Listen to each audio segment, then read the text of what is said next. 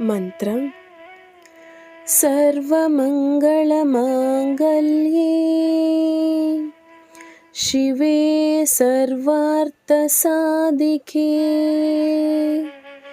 ಶರಣ್ಯೇ ತ್ರಯಂಬಕೆ ಗೌರಿ ನಾರಾಯಣೀ ನಮೋಸ್ತುತೇ.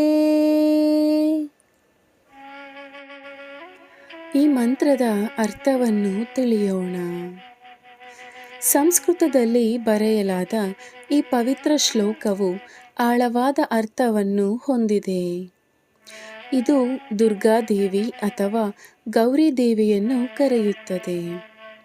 ಈ ದೇವಿಯು ಎಲ್ಲ ಒಳ್ಳೆಯತನ ಮತ್ತು ರಕ್ಷಣೆಯ ಮೂಲ. ಭಕ್ತರು ಪೂಜೆಯ ಸಮಯದಲ್ಲಿ ಆಶೀರ್ವಾದವನ್ನು ಪಡೆಯಲು ಈ ಶ್ಲೋಕವನ್ನು ಪಠಿಸುತ್ತಾರೆ. ಅವರು ತಮ್ಮ ಅನ್ವೇಷಣೆಯಲ್ಲಿ ಯಶಸ್ಸು ಮತ್ತು ದೈವಿಕ ತಾಯಿಯ ಉಪಸ್ಥಿತಿಗಾಗಿ ಪ್ರಾರ್ಥಿಸುತ್ತಾರೆ.